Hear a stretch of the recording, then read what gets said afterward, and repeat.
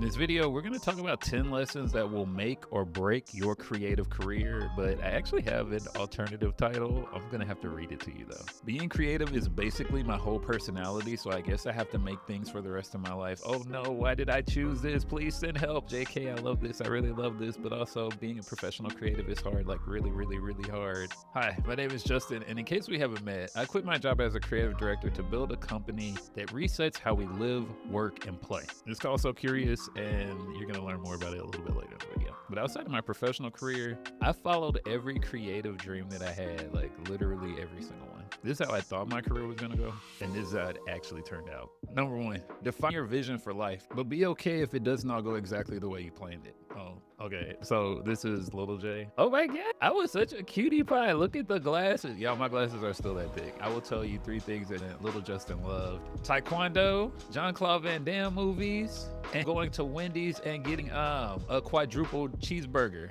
But my life literally changed when I saw this movie. It's called Boomerang. Have you seen it? It is a problematic movie about a womanizer, but when I tell you, when 8-year-old Justin saw that, I was like, oh, I'm gonna be a creative director when I grow up. Now, if you haven't seen the movie, the protagonist is a creative director at a Black-owned agency, and a new account executive comes that shifts his mentality around dating. Now, fully inappropriate for a little kid to watch, but it was a clear example of Black people being creative. And I'd never seen that before in a movie, right? Like, you learn I can be a doctor, I can be a lawyer. But in this movie, I see people in business attire talking about ideas, planning commercials, and I go, that's what I want to do. My dream in life is to be Eddie Murphy in Boomerang. And honestly, thanks to AOL, I had access to everything that I needed. Like, all of a sudden, I'm connected to everything around me. I actually started my first magazine. It was called Iconoclastic. It was an email newsletter, and I started it when I was in high school. That's crazy. My first newsletter came out when I was in high school? And because I had that newsletter, I was like, I really want to learn Photoshop. I downloaded Photoshop, and please don't sue me, Adobe, but I did not pay for it back in the day. You know what I would do? I would turn the time back to 1969 so that I could use this 30-day free trial indefinitely. But the power of that is that it laid the foundation for who I would become. Someone that creates their own ideas, someone that is very passionate about communication, and someone who has the skills to share their visual and verbal ideas in an interesting way that connects with audiences. Number 2, you need to start with an expertise. Then you can become a jack of all trades. So Tim Brown from IDEO has this idea of a T-shaped learning model, and I want to explain it to you. At the top of the T, you have learning a little bit about a lot of different things. And at the bottom of the T, you have your deep knowledge in one specific area. In the past, it was expected that you would have a deep knowledge in a single area, but what has shifted in the internet age is you actually need to know a little bit about a lot of different things in order to be successful. And ultimately, as you continue to grow, you can increase your knowledge, and it won't look like a T. It might look like a V, you know what I'm saying? So I got my undergraduate degree in graphic design, and then my first job right out of school was at this teeny tiny agency in New Orleans. I was responsible for literally everything. I'm doing web design, graphic design, account management. We opened a retail shop. Like, it was a deep dive learning for $28,000 a year. I feel like that has been my whole life, like making other people's dreams come true while making the least amount of money possible. That is crazy. But unfortunately, it ended up imploding. I don't know the full backstory, but all I know is that Lee Zurich, an investigative reporter from New Orleans, is knocking on the front door of the house that we worked from. And when I tell you, I knew that that company was over. And thank God I had a part-time job. I was working at Urban Outfitters. It opened up my mind to how I wanted to extend my learning. I knew graphic design, I knew web design, but there were all these other pieces that I needed to understand in order to become the creative director that I wanted to be. And so I made a list of these things that I could accomplish. First, it was learning how to write short and long form copy. Now, social media at this time was in its infancy. This was around 2008, but I knew that it had the potential to change the world. And I thought there was something interesting about the shifting, where you didn't have to use advertising to reach audiences, but instead you could communicate with people directly. And then, of course, I wanted to learn marketing because I was just obsessed with the power of being able to convince people to do things just by using words and pictures. And then finally, I wanted to learn a lot about business because I thought to myself, if I am to be a leader of teams, I need to feel comfortable talking about money. I need to feel comfortable looking at spreadsheets, and I need to understand deeply how I can connect with other people as a leader. Now, unexpectedly explodes, and your boy is working at Urban Outfitters. And baby, let me tell you, during this time period, working at Urban Outfitters was the thing to do. I had tried to get a job at American Apparel, and I was not cool enough for that place. RIP American Apparel. Do you remember American Apparel? I loved those colorful shirts. They had some colorful shirts at American Apparel. I'll tell you what. So I worked at Urban Outfitters, and this was actually what I like to call my Four Loko era. I was doing the most. And when I tell you I was going out every night of the week, we would get us a couple of Four Lokos, and we would have a beautiful time going to all the parties. Like, that was my party boy era. Oh my God, I miss those days. But after working there for only a few months, I ended up getting a job at another agency called Peter Mayer. Now, Peter Mayer is the regional agency in New Orleans. At the time, I think maybe like 300 employees. And I was there as a junior graphic designer. Initially, going back to that idea from Tim Brown, it really helped me to build my knowledge as a graphic designer. I had gotten my undergraduate degree in graphic design, but there's something different when you are working at it full-time professionally.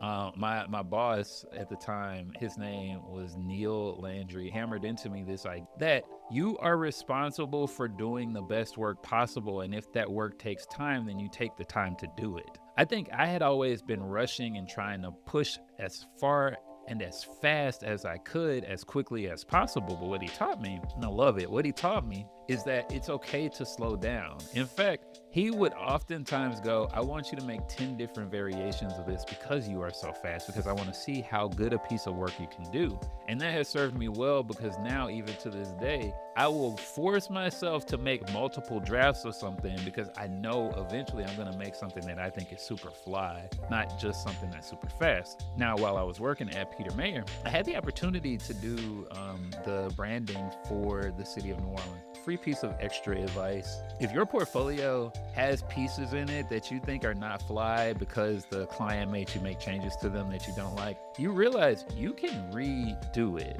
in whatever form you want. It doesn't matter if it was real. You just need to create mock-ups that make it look real. That's the power of being a creative. You are always empowered to change the end result to be what you expected it to be. So I'm working at Peter Mayer, and I have my annual review, and I get like my little promotion to becoming a graphic designer, which was like honestly one of the best days of my entire life. But in that review, I tell one of the owners of the company, I want to be a creative director. He said, if you stick with us 10 to 15 years, you're gonna be a creative director here. 10 to 15 years? Wait, so you're telling me I gotta wait 10 to 15 years to become a creative director? I gotta go. I wanted to be a creative director by the time I was 30, and at this point, I'm 23. If I wait 10 to 15 years, I will not reach my goal, so we gotta figure something out. I'm so dramatic. Number 3. Self-initiated projects lead to consistent. That same week that I got that weird and unfortunate news, I actually decided to launch my own magazine. And Invade NOLA allowed me to understand who I was as a leader. I moved to New Orleans before Hurricane Katrina, but because I went through the experience of Hurricane Katrina, it actually changed my perspective on that city as a whole.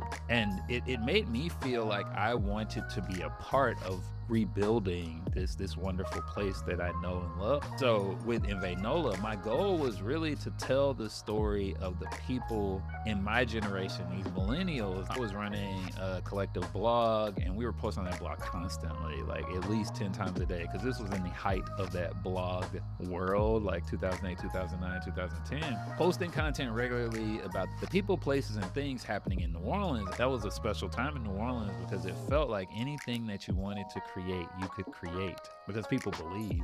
Oh, I miss that time. So what's beautiful about it though is that launching a business, it thickened my skin. Child, I had a lot of things I had to deal with, and I'm going to tell you about them on future videos, I'm sure. But it taught me leadership skills. It helped me to see clearly my skill set and the areas where I needed to grow. And ultimately, I decided to go back and get my master's in arts administration because I had a plan. My goal is to be a creative director by the time I turn 30. And that's when we enter my arts administration era. So first I did an internship at an art gallery and that was fun, but I was like, wait, so running an art gallery is essentially just convincing really wealthy people to buy art. And so it's a sales job exclusively. And I was like, I like sales, but this type of sales is not my bag. So I'm not gonna be here anymore, I'm gonna leave. Then I got a job at the Contemporary Museum with really beautiful work. So I worked in the gift shop and then helped them out with some marketing and design as well in order to kind of help me get my way through getting my master's degree. And this was a really fun experience, but the pay was so low and I was like, oh my gosh, I need to live comfortably again. And so I ended up getting a job at an arts high school called NOCA. And at NOCA, I was responsible for doing the communications for the school, okay? And so that included all of the parent communication, so running the email newsletter for that organization, updating the blog regularly to keep people up to date. But the cool part of the job was that I was responsible for getting kids into workshops. So essentially, one of our funding sources for the program was hosting these workshops that allow students to reconnect with their creative skills. And so I was responsible for promoting those to other schools by going to fairs, going on the news, doing PR with the students. And it was such a fun entrepreneurial aspect of the job that it actually, it lit a bit of a fire inside of me in how I wanted to build So Curious, the company that I'm building today. And so I'm getting my master's degree in arts administration. So I'm primarily focusing my interest on marketing and doing those through the business school because I love being able to communicate ideas in a way that changes hearts and minds. That's why I got into advertising. But marketing is slightly different. It's kind of thinking about your pricing, your product name, your promotions, your place. Advertising is just like a single sliver of that idea. I'm also taking law classes, the history of music and art and film. And then on top of that, I have the opportunity to write my thesis on NOCA, and I document the process of redesigning the website for the organization, which was an actually significant and challenging experience. I did it over one of the summers that I was off. Y'all, I used to have these summers off, and baby, let me tell you, that was the best thing in the entire world.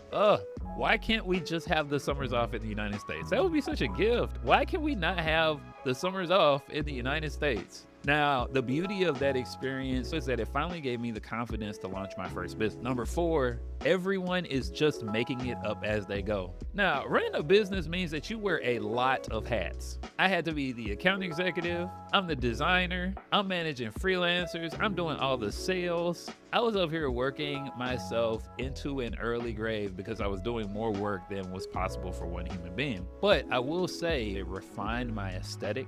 It helped me to learn how to communicate my ideas clearly to people, and more than anything, it changed my personal perspective on what it meant to be a creative in the world. Now here's the challenge. What made the most money was web design, and so I built a web design business knowing that I do not enjoy building websites. So I quit a job that I actually loved. It wasn't making enough money, but I loved the job in order to build a company that made lots of money that I literally hated because I don't like building websites. I'm sorry, it is what it is. Can I do it? Yes. Do I want to do it? No. That was the wrong business for me. Number 5, there's power in collaboration, especially if you compare yourself with people that have wildly different experiences. While I was working for myself, I started to get the itch to do speaking engagements. And so I had this really intense experience where I ended up doing 70 speaking engagements over the course of 3 years.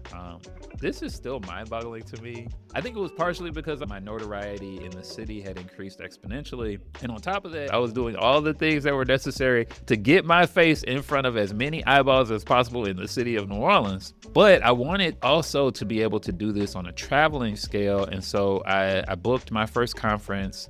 It was Circle's conference, ironically in Texas. And while I'm there, I run into this woman named Sierra. And Sierra and I end up spending the majority of the time together. And this wacky thing happens where I end up sitting next to one of the speakers at the conference, and I get invited to the speaker's lunch instead of doing a regular lunch by myself. And while I was sitting at the speaker's lunch, I think to myself, these people are not much different from me. They just have the audacity to try the thing. And so when we got back to New Orleans, Sierra and I are talking and we go, should we start our own conference? Sierra had already been throwing these pop-up events with one of her friends. Her name is Christy. They would help creative professionals mix and mingle together in a way that felt authentic and honest and good. And so we decided to combine our powers to launch Venture Pop, a conference for creative professionals. Each of us had our own unique skills. We trusted each other to do it right. We met regularly, and we were able to fundraise a little over $12,000 to host the very first Venture Pop conference. Like, it was actually a huge success. So when we did the second one, we went a little bit harder, and we were able to pack out a beautiful venue and build one of the most incredible experiences of my entire life. A conference that taught creative professionals how to live in alignment and build their dreams into reality. You see, there's always a through line of our lives because I'm doing the exact same thing now. I'm just doing it in a different way. That is crazy to think about. While I was doing the second conference, I had a series of life experiences that told me that I was moving out of an old season and moving into a new season. The first one was that I decided to end my magazine Invade, and I have been doing this for 6 years. And that leads us to our next point. Number 6, it's okay to kill your babies. That line is ridiculous. I can't believe I said when I ended Invade NOLA, it was a transformative part of my life because for so long I had been tied to doing this project in the world. My goal was to connect the creative class of the city, to build a new group of leaders and change makers by being the press that allowed that to come to fruition. And then there was a breakup. I have been in a relationship for about 5 years with an incredible human being, and we did not survive Hillary Clinton's election, unfortunately. So I have ended my long-term project, Invade NOLA. I have ended a 5-year relationship. And even though I'm working for myself, I have accidentally built a prison for myself with my business. So we gotta figure something out. Number 7, save room for serendipity.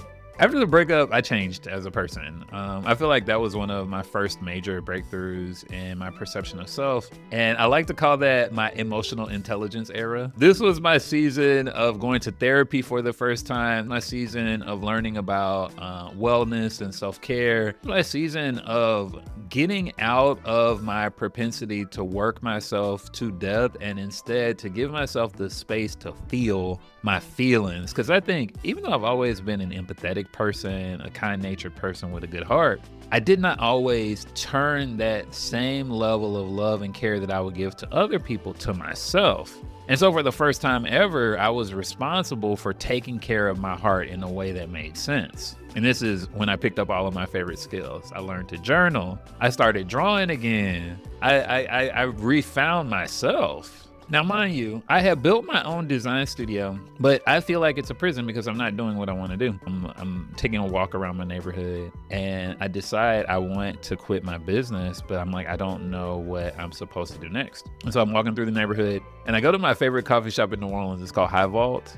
Oh my God, I miss Highball. They used to have these really good egg sandwiches. Best drip coffee in the world. And I run into one of my friends from college. Her name is Brooke. And Brooke is like hinting towards the fact that a creative director position is opening at her company and that she thinks I would be a perfect fit. And I'm like, girl, what are you talking about? This is a small agency and you're the creative director. Why would I be a good fit? In 2 weeks, I had the job of creative director. That's crazy. It is crazy. And my job at FSC Advertising was one of the best experiences in my creative life. My boss Tally taught me everything that I needed to know about being a good leader. She really was the person that helped me to understand the power of investing in your team and what happens when you take the dedicated effort to set clear responsibilities, to teach someone how to do it, and what happens when you hold them accountable when they make errors. And I did it by the time I was 30. That was crazy. You set a goal and it's gonna come to fruition. You might not know how, but it will.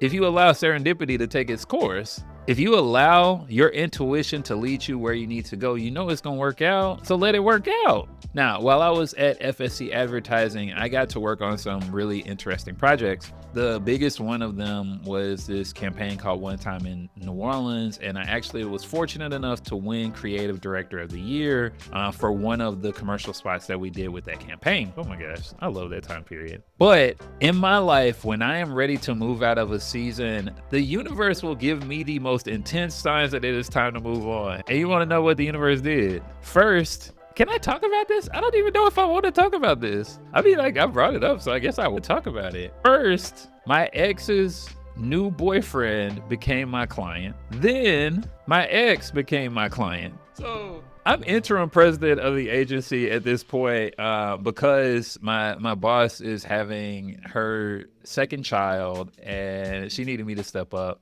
And I was afraid to do it, but I was the only person that made sense to do it. It's like I have this entrepreneurial spirit. I'm excited about leading the team, and then I've become a successful leader. But in the midst of this becoming, I have my ex as a client and I have my ex's new boyfriend as a client. New Orleans is too small. New Orleans is too small. Now, we were like the go-to social media agency during this time period, but let me tell you, New Orleans is too small. I was like, I gotta get out of here. I gotta move. I'm moving to Austin. Number 8. The best creative starts with a good story. Ciao. I had a very simple trajectory in mind. I wanted to chase my version of the American dream. The company I ended up working at is called Springbox. They had been recently acquired by a consulting company called Profit, and what I loved about it was the opportunity to learn storytelling, because this was the unique differentiator of this agency. And so I want to teach you a few of the quick things that I learned. Number 1, you have to start by knowing your audience.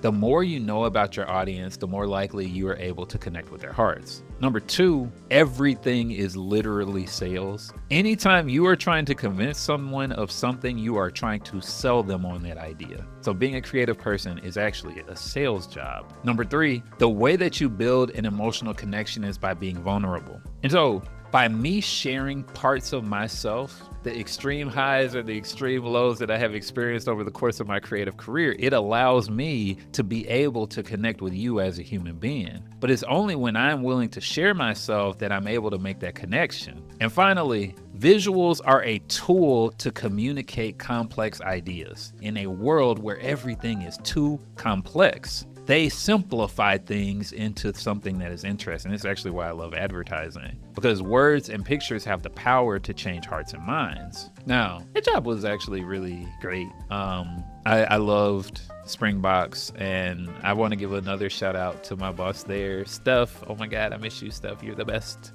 Steph taught me how to manage a variety of clients, internal politics, and your employees with grace and dignity and confidence. Number 9, it's your job to maintain your curiosity. So I had stepped into my role as a creative director, and all of a sudden I went from working on local and regional brands to working on national brands. So a lot of them you probably haven't heard of, but like NEC Displays, they do all the screens for all the sporting events. You've got Hillrom, they did all the hospital beds, but they have a variety of connected technology that are in the healthcare space. I worked on Planful, which is a financial services app. And then the big one that most people are aware of is Amazon Business. I was on the team doing the campaign execution for that big giant project. But in the midst of doing all this work, and especially being a creative director, all of a sudden I'm like, I haven't actually been creative in quite some time. Because in many ways, being a creative director is just being a middle manager. I'm responsible for managing a team of copywriters, designers, art directors, in order to create something that will connect with the audience that we've established for that brand. But in reality, all I'm doing is making presentations all day. I make and give presentations every single week. That's the job of being a creative director. Wait, is that why I make YouTubes now? Because I'm used to making a presentation and presenting it every week. That's so funny. It's the same thing. So I'm like, I don't remember the last time I made something. When was the last time I made something? It's like I had gotten my iPad, and when I got my iPad initially, I had done this like kind of 30-day challenge where I taught myself how to make art in my style on the iPad. But I had kind of fallen off when I moved to Austin because I was so busy. I was getting acclimated to this new lifestyle, and I was like, I need a project. I need something that like reconnects me with my art and reconnects me with myself. And so I started this email newsletter. At the time, it was called The Weekly Reset. Now it's called Good Morning Sunshine. You should subscribe at SoCurious.co if you would like. Each issue now features an inspirational pep talk, 3 memes that I have made myself, and 3 things that brought me joy this week. But I saw it as a tool to be able to share my message with the world, to create my art, and also to be able to get comfortable writing regularly. Yeah, I'm a creative and I got things to say. I moved to Austin with this specific goal in mind. I want to make a whole bunch of money. I want to buy a house, and I want to get married. That's it. And then COVID happens, and it shifted my entire perspective about everything. Like I said, the universe conspires to push you where you need to go, not where you want to go, to push you where you need to go. And so what started as literally my dream job, making these beautiful campaigns for these really big companies. I'm proud to have had the opportunity to work with this caliber of client is a big deal, and I do not take it lightly. But COVID shifted me because in advertising, to be honest, what I loved about it was the connection with real human beings. Advertising is a unique game because it is so much about the power of connecting with people in order to help them create their best work. That's what I'm doing with my team. But then it is also working across the board, like with my peers at the agency that work in different departments in order for us to build something that is useful and interesting together. And then on a greater scale, you're doing that with the client as well, right? I'm teaching them, I'm convincing them, I'm facilitating these conversations. And I loved doing that in person. I hated doing it via Zoom. Now, I'll be honest, I have a personal vendetta with Zoom anyway. I'm like, why do I have to do this? Why can't we not just have it be a phone call? I don't want to talk to you on video chat. I want to be able to write and take notes like I normally would and not feel like I need to perform listening. I am a phenomenal listener. You don't need to see me in order to know that I am listening. You know I'm listening by the questions that I ask. I don't know why I got so passionate about that. But yeah, we're in COVID and I'm at home all the time. I can't leave. I live alone. I actually was living in this teeny tiny place because I was never at home, and it was unsustainable. I all of a sudden went from working, 9 a.m. to 7 p.m. in the office to 8:30 a.m. to 9 p.m. at night. It felt like there was always a reason to fill my life with more work. And I think this is just a challenge of the speeding up of culture. I think this is a challenge directly associated with thought-based jobs, because it's harder to set clear boundaries when you're a knowledge worker. But yeah, I shifted and was like, wait, I don't think this is the right career for me anymore. It was hard because I was like, I don't know what to do instead. And being a creative director has been my dream since I was 8 years old. But what am I supposed to do? During that time period, I had been trying to buy a house and I was unsuccessful. It was way too expensive. So, this is during the pandemic. I'd actually saved about $150,000. I'm like looking for houses. I'm trying to find something that's like around $400,000. And I can't find anything in an area of Austin that I like. Like I was able to find plenty of places that were like kind of far out, but like I'm not one of those people that loves driving. I need to be a smooth 18 minutes from the thick of it all, or I will not be in the thick of it all. At the time during the pandemic, I lived in, for a part of the pandemic, I lived in an apartment complex that was like 25 minutes outside of the city. And when I tell you the difference between being 18 minutes out of the city and 25 minutes out of the city is a huge deal for my personality type. It is a huge deal for my personality type. And so I have saved all this money. I can't find a house that I like, that I can afford. And so I think this was actually probably like some sort of like cognitive break, because I literally am like, I quit. And it's not like I quit some toxic job. I was just like, I opt out. I opt out of the way things are in my life. I like to call this my year of rest and relaxation. It was a phenomenal time. Fortunately, I did get a book deal during that time, so I was able to use the time thoughtfully. That was an interesting time. During that time, I wrote my book, The Reset Workbook, which I'm incredibly proud of. You can buy it on Amazon. It helps you refine your inner magic. And I think the reason why I wrote the book was because I wanted to encapsulate everything I learned along the way, especially in my healing era, in that time when I got to understand who I was at my core and share with the world the things that I learned. Yeah. And during that time also, I launched the So Curious shop. And so my very first product were these affirmation cards called Joy Bombs. I'm so proud of them. They're still available. I've got like 30 of them left. I started with 1,000. I got 30 left. You can buy them if you want. But my year of rest and relaxation was really a first draft of me building my own business. I knew that's what I wanted to do, but I don't think I fully understood the power of slowing down enough to rest, because it gave me the opportunity to make a plan on what I wanted to achieve. Number 10, you always have permission to pivot. Okay, I don't like this part of the story, but we'll talk about it. During my year of rest and relaxation, I had a cancer scare, and I've talked about this more thoroughly on another video.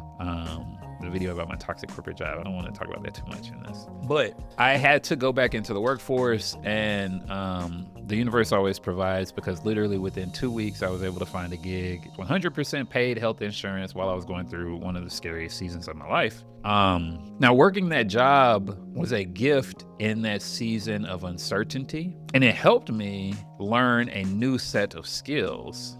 But it was a reminder that when it's time to go, you will have to go. You can watch that whole video to learn about the toxic corporate job. But I'll say this, it helped me see who I was at my core and what I needed to do in order to tap back into my strength. And in order to do that, I needed to leave. I had the opportunity to work on a variety of public health campaigns, and this is near and dear to my heart. You know how important mental health is for me, and so I got to do a campaign for suicide prevention. I worked on campaigns for heroin prevention, fentanyl prevention, but then I also got to do some LGBT focused work for PrEP and PEP. I had the really phenomenal opportunity to be a director for the first time, which was stressful and hard and pushed me so far outside of my comfort zone. Let me tell you, it pushed me so far outside of my comfort zone. But it was like I learned the hard way how to do all these things that I loved, which was honestly to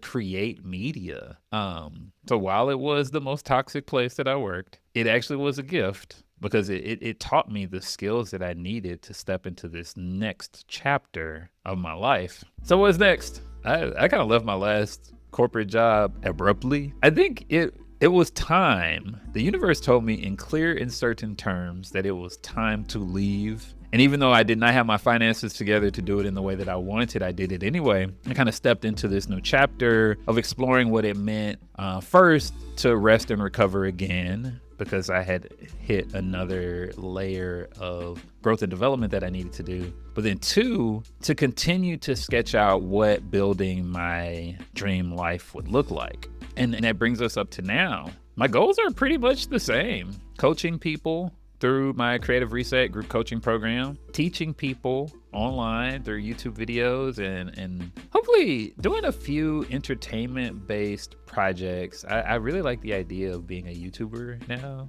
It's like so awkward sitting here and talking to my phone as if it's a real person, but I like really enjoy doing it. I'm gonna continue teaching courses, and then I'm gonna build products and write more books. That's my goal. Write books, build products, teach, coach, speak, make YouTube. I'm a YouTuber now. Isn't that weird? But most importantly, I'm slowing down enough to allow myself to experience all the beauty that life has to offer and creating the things that I think the world needs. So in conclusion, you got to know a lot about me and my story, but more than that, I want to remind you of your infinite potential. If you are willing to regularly cultivate your unique gifts, you will be rewarded eventually for it. And I think that is the path of the multi-passionate creative. Learning, doing, launching over and over and over again. I guess that's the core of my philosophy. How can you learn, but then actually turn that into something practical? And then how can you take the thing that you made and learn more from it? Because people are so afraid of sharing themselves with the world. And I think there's this opportunity for us to do it, to create the things that we've always wanted to make. That's actually why I made the Thought Leader Starter Pack, a free 3-part series that helps you go from idea to impact as quickly as possible. Now, you already know you have all these big ideas, but turning them into something real is the hard part. In this 3-part video series, you're gonna learn how to figure out what you wanna be known for, how to post consistently without burning out, and finally, how to know if your idea is good enough to launch. I like to think of it as your clarity shortcut, and you can check the link to see the video series. Thank you so much. If you made it this far in the video, you are a real one. I appreciate you, I'm proud of you, and I am excited to see where you go. Leave me a comment if something in this video touched your heart. Thank you for coming to my TED Talk. Goodbye.